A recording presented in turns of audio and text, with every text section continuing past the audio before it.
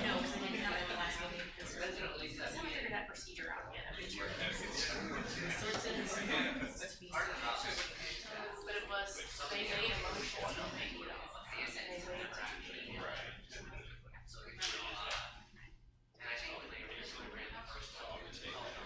Yes, August 13th. Okay, that's fine. Okay, then it's in there, just look at just and then at the end of the meeting, I'm gonna ask this from last month, we had real property issues. Only in the caption, the whole basic got missed, it's correct all the way through. So just need to, if you feel like you're just need to have it like correct on the website. It's supposed to be so that's the motion on the record. This one does because I had to change it and it had to be posted. Oh, So something I else had needs it. signing. Okay. Yeah. That's all I have, sorry. Oops. That's okay.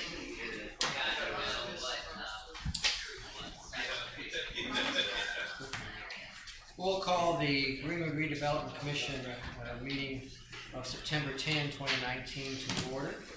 Roll call, please. Mr. Campbell? Here. Mr. Harris? Present. Mr. Hoover? Here. Mr. Moan? Here. Mr. Hopper? Here. And let the record show non-voting advisor Mr. Alexander is absent, but we do have a quorum.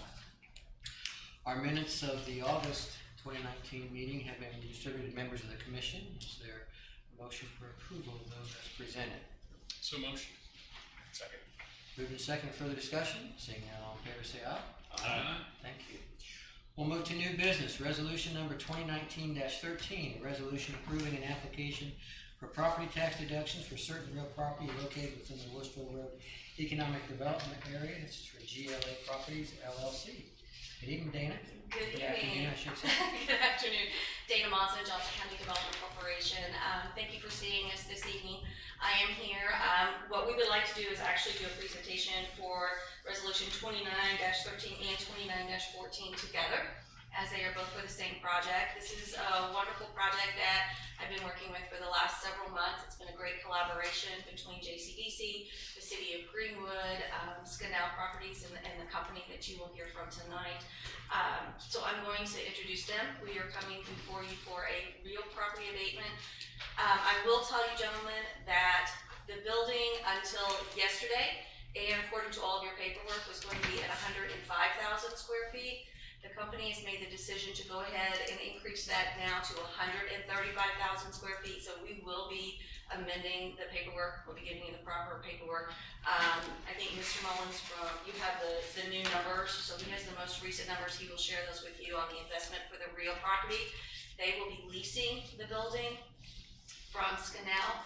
They still have the same 11.6 million for personal property abatement.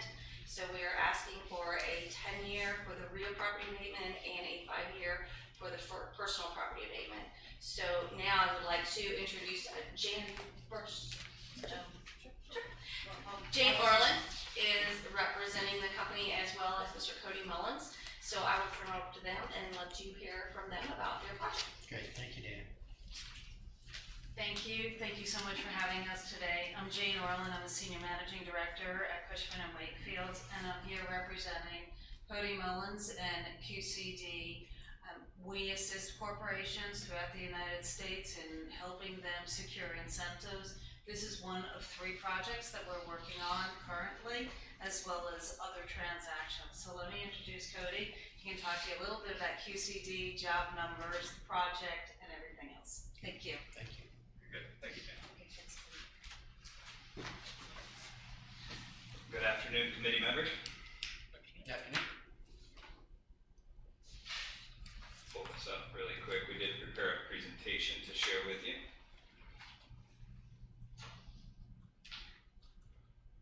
So I'm here today representing QCD, that stands for Quality Custom Distribution. We're a wholly owned subsidiary of Golden State Foods Company.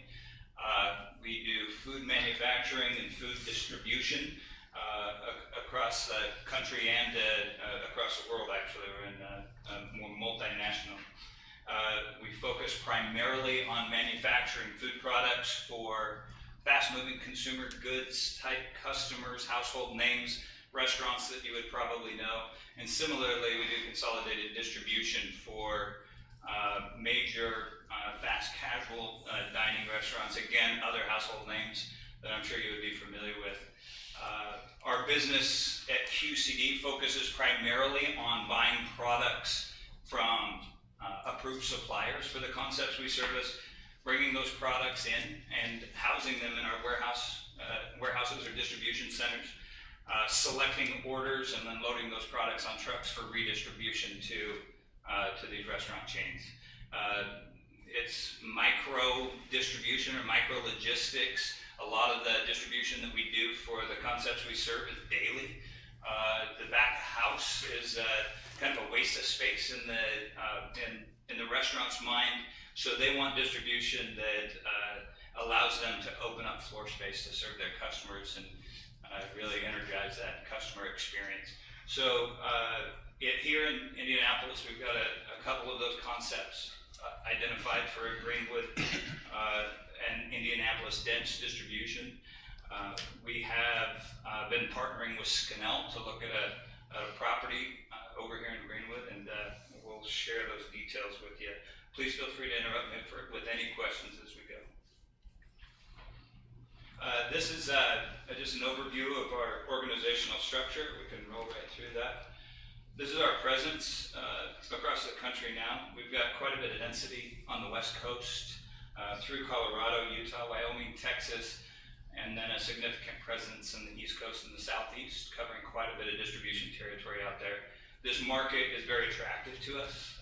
Chicago, Indianapolis, Minneapolis areas, Mid-America is a great opportunity for growth for our type of business. So our company leverages significant levels of technology to conduct the business that we conduct. This is just a slide representing some of the tools that we use.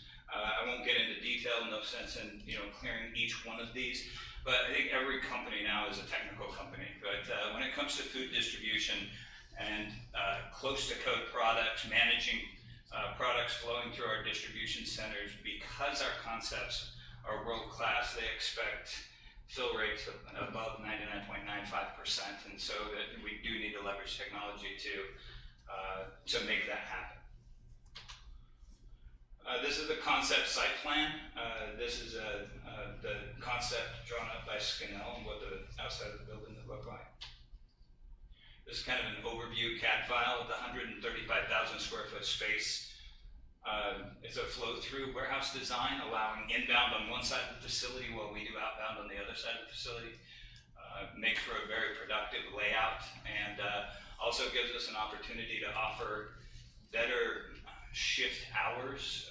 Flow-through designs allow for us to leverage both an inbound dock and an outbound dock at the same time, and put both the receiving and shipping shifts at the same time as well, so we don't have to drive into overnight hours, or we can work to avoid that if at all possible, just creating a better work quality of life for our associates. This is a satellite view. The space that we're looking to develop is the light blue space right there in the middle of the screen. So this is a summary. We're reviewing real estate options in the Indianapolis area, of course, in Chicago, Minneapolis, those places that we discussed. Project considerations or real estate availability, labor availability, and then availability of incentives. Our total capital investment for this project, including the real property, is $24 million. Any questions on the breakdown of what that $24 million is? Our employment projections are approximately 99 new jobs within the first 2 years of opening. Job descriptions vary from managers, supervisors, forklift drivers, package handlers, other logistic warehouse functions like inventory control. And our overall average wage at this facility is targeted anywhere between $20 and $25 an hour.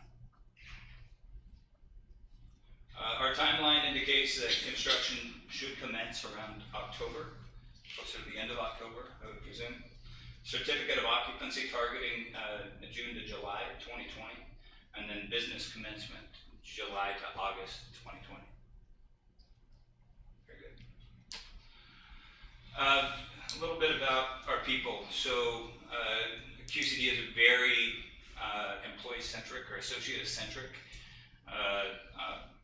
business. We put our people first, and this is a list of the benefits that we offer our folks.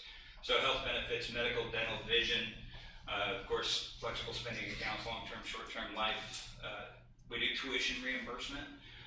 We've got scholarships for employees and children of employees. We do up to $5,000 annually in tuition reimbursement per year, which is a really nice benefit for the folks. University partnerships with a couple of universities where we've negotiated anywhere between 10 and 40% off of tuition, and that benefit extends to immediate family members as well. And then we also have an internal university, Golden State University, which focuses on leadership development, training our associates to eventually take on leadership roles within our organization.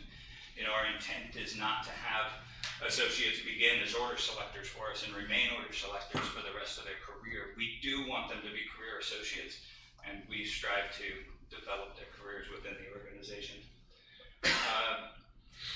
Retirement and career advancement, 401k programs are fairly accelerated for our hourly associates. We understand that this is not easy work. Driving trucks and unloading boxes and working in warehouses is not easy work. So our 401k match programs are fairly rich for our hourly associates. Warehouse to driver programs. So, you know, there's a national crisis on our hands with driver shortages. We're short drivers everywhere, and everything that you ever see was once on a truck. So it's important to us that we put time and effort and money into developing warehouse associates to become drivers within our organization, where you can go from a potentially $18 an hour job working in a warehouse to a $65,000 a year job driving a truck, a specialized skill. So we offer scholarships to truck driving schools. We have some of our distribution centers where we employ our own certifiers, where they take these warehouse associates that do qualify for the truck driver programs and train them on site to help them advance in their careers. And then internal advancement examples. It's a really long list, but I'll just name a few of them. Our general manager in Spokane, Washington started as a forklift operator. Our general manager in Fontana, California started as an inventory control analyst. Our GM in Seattle was a truck driver. Our GM in Miami was a warehouse order selector. Our GM in Suffolk, Virginia was a truck driver. We put a lot of emphasis on developing our people internally. And it's very important to us to be in communities like this. I'll share a brief story if you have time. So I like to go into these communities and sit down and have breakfast at a local breakfast joint. I came in and went to the Waffle House today, had the distinct opportunity to sit down there for a late breakfast. And this guy named Jacob met me at the counter, and he laid out my menu and my fork and knife and everything, and he stood there attentively until I made a decision, but he made recommendations off the menu. I will tell you that is unique. That does not happen at every Waffle House across the country. Brenda was mopping the floor, and Peaches, and I kid you not, his name was Peaches, it even said it on his name tag, was at the grill attentively and with intent preparing these meals. And anytime an order was called out to him, he made sure, he called it back, made double sure that that order was accurate, because he wanted to deliver the right product to the customer in the store. And those things really draw us to communities like this. That's hardworking people. By the way, one of the cleanest Waffle Houses I've ever seen, and I recommend it. The country's best. And one last thing on this slide, GSF Foundation is something that we do internally. It's a fully employee-funded community outreach program foundation where we target children's charities in each of the communities that we go into to try to give back and create a relationship with the local town and communities. And some of these events, and I won't go into huge detail on them because I get teary-eyed, But we do backpacks for children at back to school. A program called Shoes That Fit, brand new shoes for kids that may not have ever had a brand new pair of shoes. And then we do a Build a Bike program where we partner with boys and girls clubs or schools to help drive attendance, and anybody who has perfect attendance that year, we will build them a bicycle, and they come in and help us do that. And those programs are just, just spot on. They're the right programs to be doing for these communities where we do business, and our associates get involved and help do these programs. It's just a great thing to see. So what to expect from us? We're dedicated to being a contributing corporate citizen. Our partnership approach with local business community is sound. We prefer doing business with local operators. It's important to us. Continuous investments in our employees and their success, and I've already kind of beat that horse. So. All right, that's it from me. Any questions? Question members, commission? I would raise the issue that we talked about before the meeting. Our practice is to ask for a firm commitment on your start and completion dates. Have you had an opportunity to think about what you might be able to offer in a firm start and completion date? We will take that away from the meeting today and address it. All right. I don't know if I can get you an answer right now, but I will work with Scanell and our brokers to see if we can nail down a firm commitment date for you. Okay. Anything else? Other questions? If not, gentlemen, we have resolution 2019-13 before us. We'll do that separately from resolution 2019-14, even though the presentations overlap. 2019-13 is for the real property, the 10-year abatement. And before we move forward to the resolutions, there was one other thing that caught my attention in the paperwork, and my understanding is that they're going to revise and correct the SB1 for the personal property. Section 3 did not get filled in with the employees and salaries, but I understand that will be completed or revised to include that before it moves forward. Okay, thank you, Stephen. Pleasure of the commission. Is there a motion to approve resolution 2019-13? So motion. Move to second. Further discussion? Seeing none, all in favor say aye. Aye. Motion passes unanimously. Let's move on to 2019-14, the personal property. Is there a motion to approve that resolution? I'll motion that. Second. Further discussion? Seeing none, all in favor say aye. Aye. Motion passes. You're free to ask who's going to be the sponsor, May I I'm ask sure. for both of you to be the sponsor, or do you want to be for both of those? Yeah. And that will be this coming Monday at 7 p.m. in this room, the common council meeting. You'll be up for introduction for both of those. Thank you. And we would request that you attend the meeting. Thank you. I'm looking forward to having you in the community. Thank you.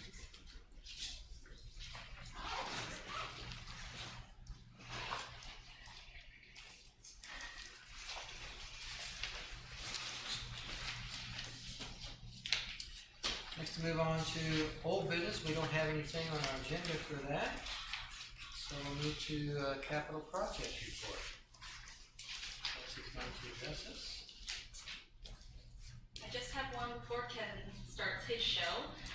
The first one I have is consideration of an amendment to the professional services agreement with Strand Engineering. The commission had approved a PSA, a professional services agreement with Strand Engineering at the May 16th meeting, 2019. After that approval, the engineering firm came back with a couple of proposed edits to the agreement, basically just some changes of the terms that were used. The price is still the same and the project is still the same. So at this time, the legal department, the corporation council has reviewed those changes, had no concerns, and so would recommend the approval of that amendment at this time. Is there a motion to such effect? I'll second. Further second, further discussion? I do have a quick question. Yes, sir. On the first page, section B makes reference to an exhibit A, and there was no exhibit A in this paperwork that I could find. That was my error. It is, it will be corrected on what's being posted online. It's the same exhibit as before, the two letters that were scoped. Any further discussion? Seeing none, I'm ready for the vote. All in favor, say aye. Aye. Motion passes. Thank you, sir. Thank you, Kathy. I guess this is showtime. Told you, sir, walking that way. Consideration of professional services agreement with Aegis Environmental for the wetland survey. Good afternoon. This is also at I-65 and County Line, same project that Kelsey referenced on advice of corporate counsel for purchasing such a large piece of land. As part of the diligence, we engaged GS Environmental to do a wetland survey. As you know, there's a lot of ponds out there. So just making sure we do our diligence in preparation for that project. If there's any questions. This is a not to exceed $8,500. Correct, and I would recommend actually paying it from the I-65 County Line TIF. I think that's what we call the I-65, which it has a relatively small balance, but drain that and then the east side TIF. Further questions for Kevin? Seeing none, is there a motion for approval of this professional services agreement? Make that motion. Is there a second? Thank you. Further discussion? Seeing none, all in favor, say aye. Aye. Motion passes. Alright. Moving on to Main Street and Meridian Street matters, consideration of received offers for I do one have Main one, Street. per the legal department, supposed to open it, read it in. So this is a property that the redevelopment commission owns, the southeast corner of Main Meridian.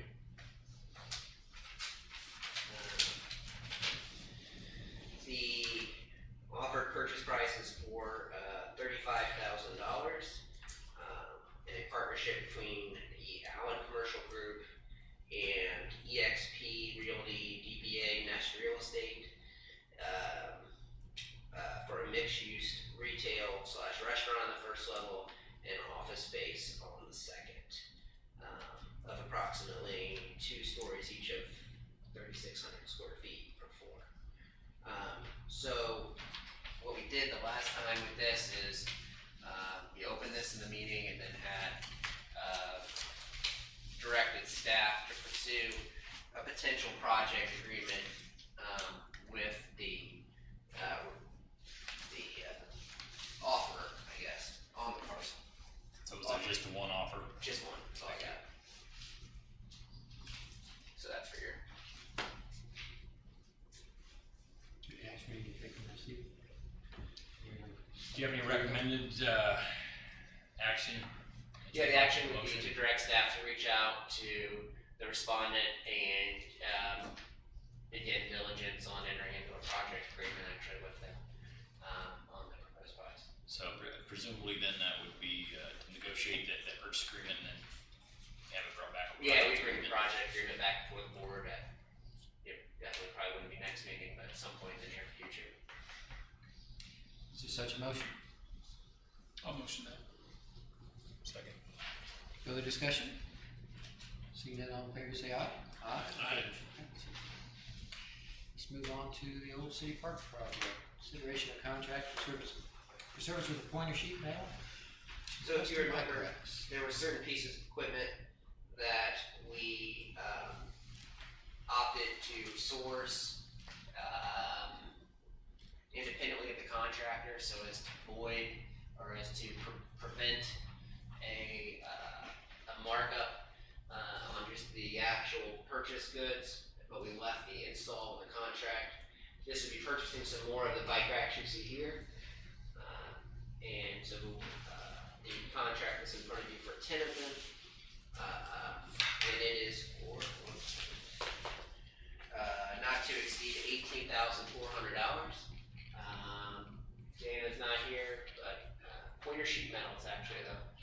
person who fabricated these made the ability to continue the mold to produce those.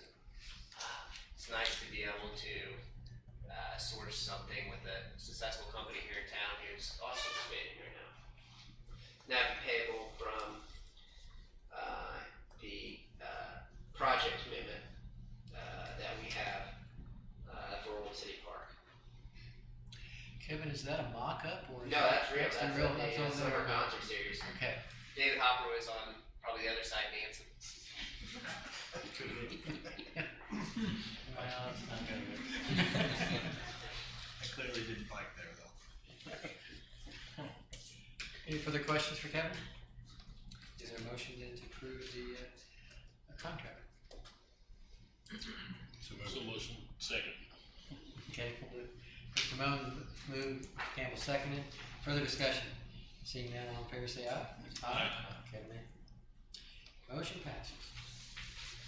So the next item under item C on the report is the determination of special purchase of playground equipment. So with playground equipment, we oftentimes have a sole supplier. So unlike a commodity like salt or concrete, it's not really effective there are no other providers.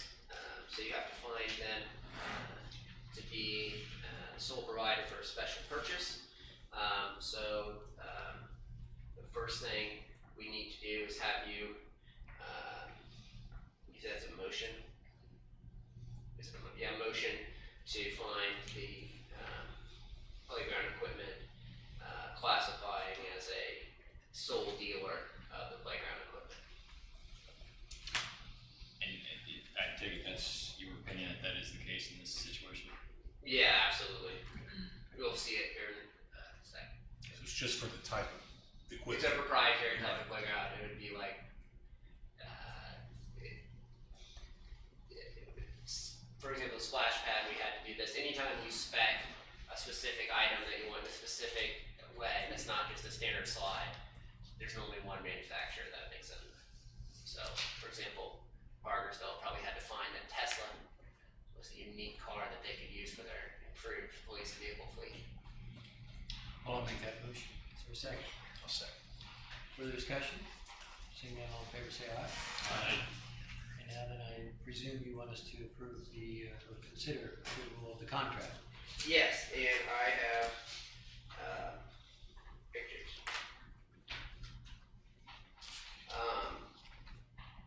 So this kind of outlines the key elements. What we're talking about is, remember, several months ago we ordered the large cube tower and the children's smaller cube. We then went through and ordered some other elements, pipe slides and things. So we're talking about the various elements in this, what the designer called kind of an adventure playscape. Actually, grade is almost, put some pictures online the other day, grade is almost established on this pad. You can see the temporary wall, if you drive by the park, is up, not the actual stone wall as you see here, but the temporary shoring is there. So what you've got here is the net climber, the custom net climber. That will be, as you come down from the parking lot, which they're working on today, that's close to the bonds that the public owns. It's targeted at younger children. There'll be something called a Tannenbaum, that I guess resembles a German Christmas tree, but it spins and it's got ropes and it's got colors, and I know my daughter would enjoy it. There's a fireball. I love the names on these things. Again, the theme on this is, and we work with Rob Taggart to select these play elements, which will be unique, don't direct the child exactly what to do. So you don't just slide down a slide because it's a slide. They can kind of figure out their own game and their own adventure. Is that your way of saying you have no idea what the fireball does? No, I think I am told by Rob Taggart, playground expert, that it's a balancing feature. I think that was a challenge. I think Mr. Hopper wants to meet you over there when we get it. You two figure out a game. I do know that the little Big Ben is kind of the modern, safer version of a spins and also balances. So a lot of spinning and balancing. Interesting times. All right, so that is the proposed. Out of the, again, project committee, project fund for Old City Park, we contemplated when we got the funds, that there would be the sluice equipment purchases. So, This is a total compensation of $76,497. correct. Pleasure of the commission. Make a motion to approve. Second. Mr. Campbell, Mr. Miller, second. Further discussion? Seeing none, all in favor say aye. Aye. Motion passes. And are both of the last two purchases to be paid from the central TIF? Is that correct? The bike racks and the playground were to be out of the project commitment, which is between, it's a lot of funds, but for this board, it's between the east and central TIF. Say a lot because Parks also kicked in some funds and stormwater has contributed some funds.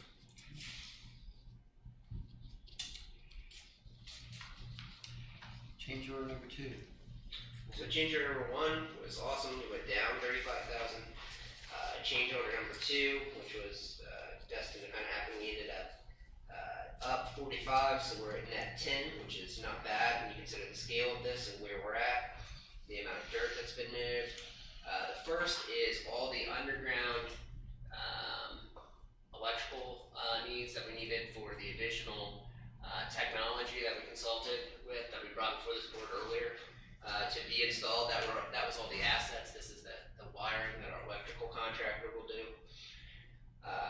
The second is a collaboration with the Greenwood Library. There was an island, or really kind of a peninsula, far eastern side, close to Meridian Street, that when discussing with the library, we determined, and the deputy mayor, that it would be best to remove it and gain a couple parking spots there. This allows, this is up by the proposed bocce ball court up on the, the south end of the park. And then third was, we had asked the contractor to quote some different asphalt subcontractors due to some issues with asphalt in the city of Lake by the one they had selected as a subcontractor. And that's the change order for that, and that was reviewed by the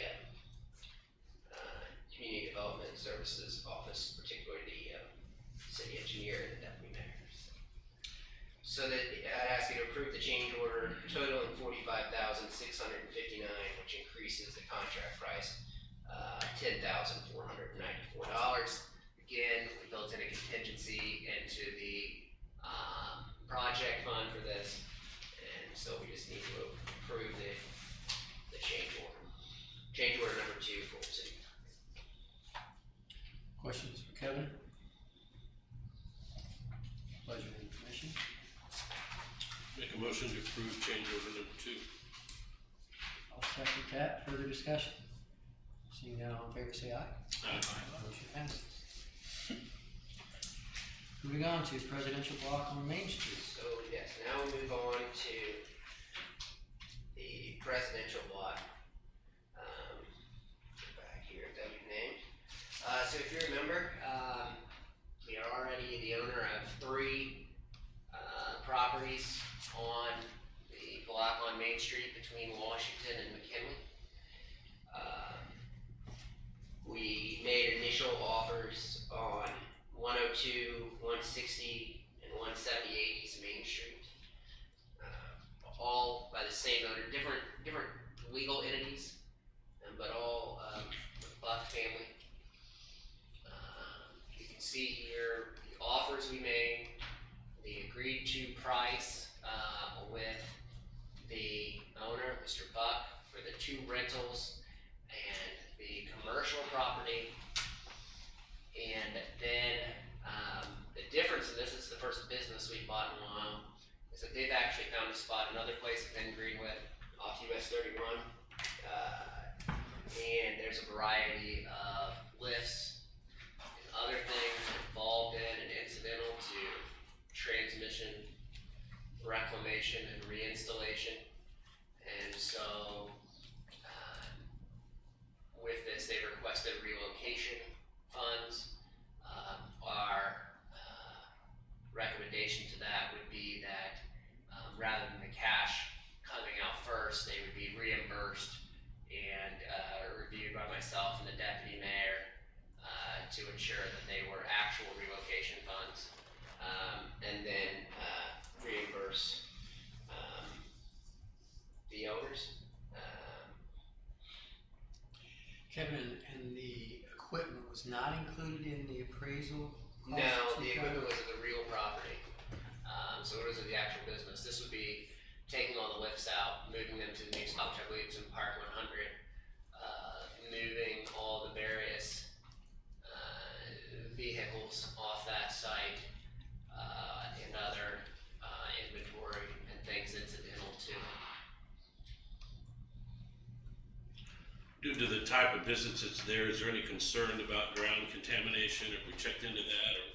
It is Old Town Greenwood, so you have the same level of concern and diligence that you do anywhere, but it is something that actually the city's been looking at since 1999 and done a phase 1 on, so we roughly know the magnitude of what we're getting into.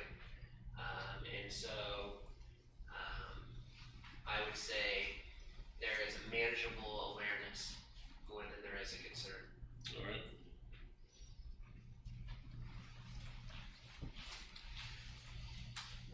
To remind you, you've got a rental house with a associated shed that makes up the middle, or makes up the eastern part of the property. That's actually where Babbitt's Baits stood historically. I never had the opportunity to attend it. It seems like a cool thing. This is the other rental house. It's actually a double. This is on McKinley and Maine. Converted into a double. There's the actual business. There's the original bay, which is what you see there. And then there's a pretty substantial 3-bay building that goes back to the alley. And so, assuming this acquisition is approved and executed, the redevelopment commission would then hold title to all the parcels between Washington Street and McKinley. It's actually already all zoned commercial due to a prior redevelopment attempt in 1999. Installed out in 2001. What's the pleasure of the commission with respect to the purchase of these 3 properties? Like the price is indicated. And the source indicator. So Kevin, I just want to make sure, so we're providing 57.5 in certified relocation fees? Maximum 57.5. So, and there would be reimbursement. So they would have to provide us, transporting the cars that presumably don't have transmission or can't be started to, I believe it's in Park 100. The actual equipment, moving it over there, the inventory. And so rather than just make that available as a voucher or something that you do in an NDOT standard, since it doesn't qualify for that, we would actually make sure that they were legitimate claims, which is something we can usually do, and then reimburse them from that hard cap and reestablish it there. And lastly, so the 3 settlement amounts are higher than the average in any of the 2 appraisals? Correct.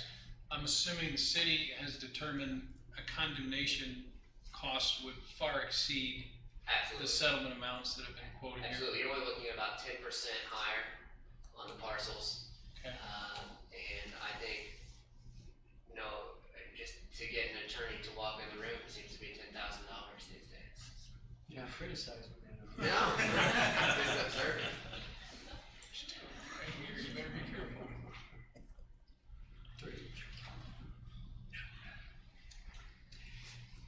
questions I have. Thank you. Is there a motion for purchase of these 3 parcels? I move we accept the motion as presented. And I'll second, stating that I have been to Babbitt Brothers. All right. So I did Awesome. 5 days there once or twice. Cool. Further discussion? Seeing none, all in favor say aye. Aye.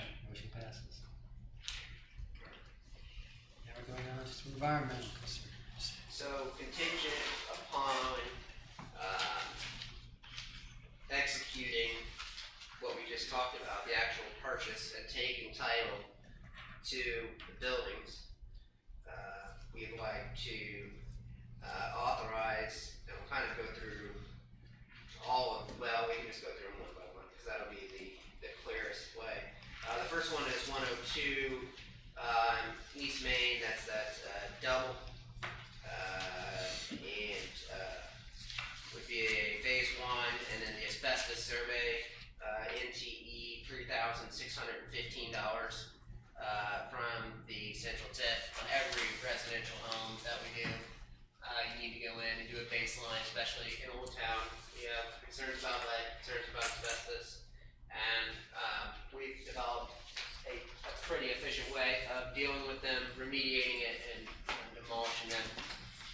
Not have the process now as well as we did with our help from our friends at Stormwater. I ask that you approve that NTE for 102 East Main with the GS for phase 1 and asbestos survey. So, Is there a second? second. Mr. Campbell? Further discussion? Seeing none, all in favor say aye. Aye. 102, now move on to 160. Now we move on to 160 East Main, which would be the actual business. And so the ability to look at those 2 spots and do the asbestos survey and update the phase 1. Remember, phase 1 was done, I mentioned earlier, at the turn of the millennium by Snyder. It's obviously not ripe or germane anymore. And so this would update that. And this would be not to exceed $3,264 also from the central tip. So moved. Second. Further discussion? Seeing none, all in favor say aye. Aye. Motion passes. Then with the commercial property, we would move to a phase 2. After the phase 1 is updated. And this would be not to exceed $14,443, also with the GS. And then remember, this is for actually the 2, sorry, let me go back. It's actually the 2 parcels, because you've got,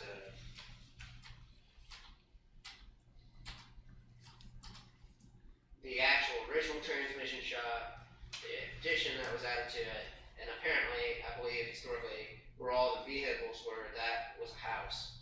That was then demoed for kind of this vehicular storage there. So that would cover both of those. So this would be a phase 2, assuming that the phase 1 recommends a phase 2, which they always do with commercial properties, not to exceed $14,443 payable from the central tip. Is there a motion for approval of this contract? So moved. Is there a second? Second. Further discussion? Seeing none, all in favor say aye. Aye. Motion passes. We'll move to 180 East Main. 180 East Main is the property the city, the redevelopment commission owns. It is the interesting brick building that you see, the second from the right, that at one point in time was the office of Dr. or Pharmacist Craig. I don't think there was that big a distinction at the time, who also founded or owned the Greenwood Sanatorium just east of here. And this is for the asbestos survey on it, as well as phase 1. And it is not to exceed, oh, sorry, I skipped over one. I skipped over 178, But which you is, just talked about 180, so let's go ahead and finish. yeah, 180, which, I mean, if you have the price on that, for some reason that one didn't print out. 180 is 3440. 3440, so not to exceed 3440 from the central tip.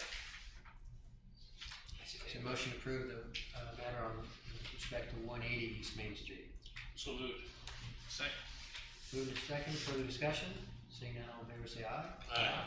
Motion passed, now let's move back to 170. Yeah, 178 is the house with at least 3 additions on it, between the other buildings and the transmission shop. That's phase 1.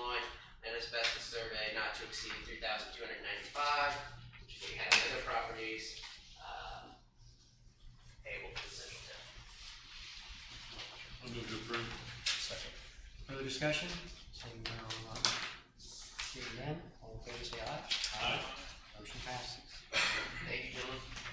Thank you, Kevin. Thank you, Kevin. It's an efficient presentation tonight, Kevin. I was told by a counselor to move quickly. Yes. Thank you, Mr. Campbell. Officially. Kelsey's back, department reports, legal department. The only thing I have for you today is consideration for the ratification of an engagement letter with Bingham Greenville Dahl. This again is on, they reference it as Project Rudolph, so obviously the Cummins.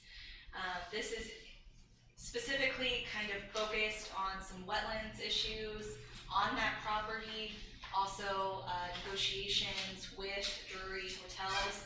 It's my understanding that Taft, who has been doing a lot of the legal work for the Project Rudolph Cummins, was conflicted out on this issue, and Barnes and Thornburg was also contacted. They were also conflicted out, but Bingham Greenville Dahl is able to do so.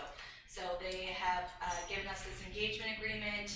The city attorney also prepared an addendum, and so at this time is the recommendation of our department that you would approve the ratification of the engagement letter. And for information, Mary Soliday at Bingham Greenville Dahl is a very experienced real estate attorney who's done a lot of the Indianapolis's big projects with Lucas Oil and other things like that. So she's quite qualified.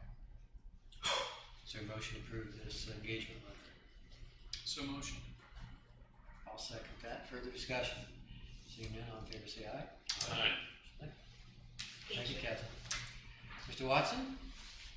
I only have one, well, I should say 2 items. One, I'll let you know that we received the annual report from BBC, commonly known as the Project for the Open Barrel Project. That was submitted in writing last week, and that will be presented orally at your meeting in October. Secondly, we do have a technical correction that needs to be made. The recording secretary informed me that the title for resolution 2019-12, am I getting that correct, Amanda? Yes. Which was an abatement approval resolution, inherently used the term real property when it should have used the term personal property. So I would ask for a motion to approve the correction of that resolution title. So moved. Second. Further discussion? Seeing none, all in favor say aye. Aye.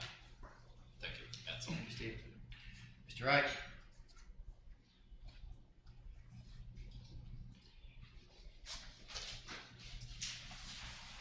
Okay, so in 2018, we had $75,000 that this board committed to the bituminous overlay, the paving project for 2018 from Central Tip. That ended up not being needed. The contract came in under what we had budgeted from the MVH and LRS funds.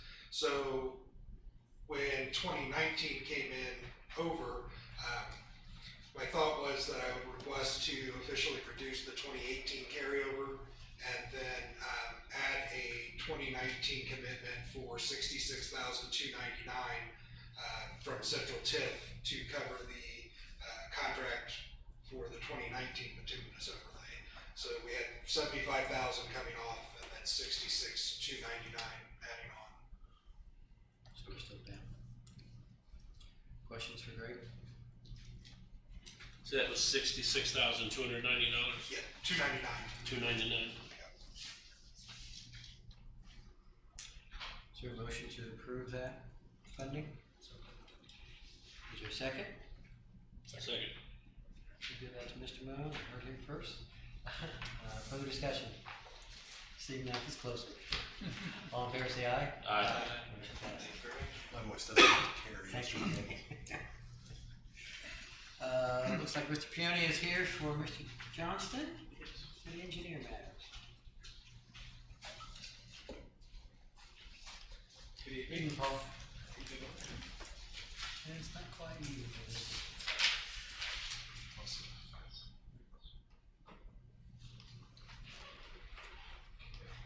The first item on the agenda is the Worsville Road Section 3 project from US 31 David Road.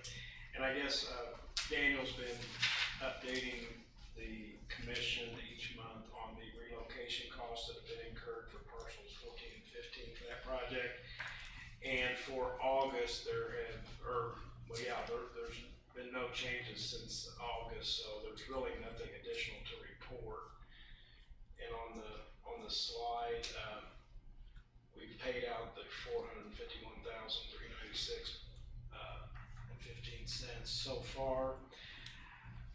Daniel said that our consultants have said that there's a possibility we could go up to 500,000, but it looks like there's only one parcel left to maybe resolve, and it's the one there at the bottom, 206 East Worsville Road. So that's the update on those. If you have any questions, I'll try to answer them. I know we were going through quite a bit there for a while, but Right. it has slowed down. Yeah, so I think we're nearing the end on that. The next item on the agenda, so these are out of order, is the Worthville 4B, so we'll go to that. Worthville Road Section 4B is that portion that's being constructed right now between County Road 250 East, which is Collins Road, and County Road 325 East, which is Griffith Road. During the construction of the multi-use path along the south side, and Molly prepared a small drone video and a picture of the area that's completed right now. This is looking to the east. But during the construction of the pathway there, where you see the gravel on the south side of the roadway, there were a lot of soft grade areas, subgrade areas that were encountered. And so to make them constructible and to be able to withstand future loading on that pathway, there were some additional undercuts that had to be done. And then after the undercuts were taken care of, then additional stone had to be brought in, and then it's called a geogrid material that's put in between the subgrade and the stone to bridge the bad areas and to make them strong enough to be able to withstand future loading on that pathway. And in order to keep the project moving, the engineering department through Daniel okayed the approval of this change order, which is for $9,000, whatever that says on 9454 is Yes. 79. So we're asking the commission to ratify the approval of that change order number 6 for those subgrade improvements for the pathway in that amount. Is there a motion for that approval, the change order? I'll motion that. Second. Further discussion? Seeing none, all in favor, say aye. Aye. Motion passes. Thank you. Okay, then going back a slide.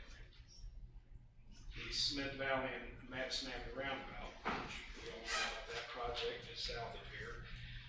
As you're aware, we had to remove some failing asphalt back in June. The mix that was put down last fall was bad in several areas, so O'Mara had to come back and mill out the bad areas and reinstall some new asphalt surface. Since there was no fault of the city on this and it was defective material, O'Mara's had to pay for all those costs to come back in and do that work. But the city wanted it to be inspected while it was being done. And so that inspection time was over and above the time that was anticipated for Crossroad to be out there.